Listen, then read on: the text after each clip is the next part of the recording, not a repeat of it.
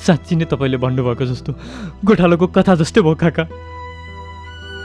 गुहार माग्दाखेरि पनि कसैले मद्दत गरेन। म जान्न चाहन्न काका। के भनिस् अहिले? किन त जान्नुहोस्?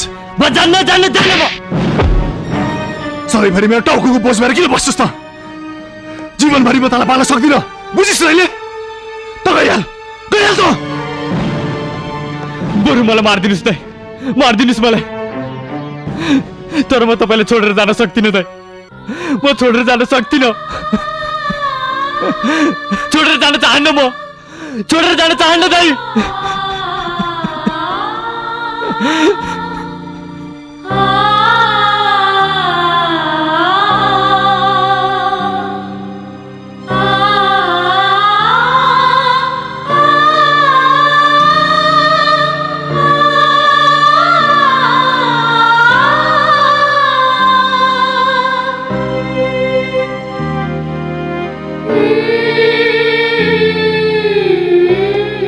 म जान चाहन्न। उठ!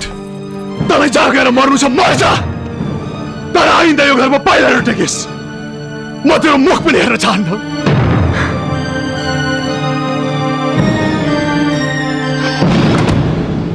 यसरी अल्पत्र पारेर छोडिदिनु भयो। किन हुर्कायो? किन सानोमै निबोटेर मारिदिएको भए हुन्थ्यो नि पापी।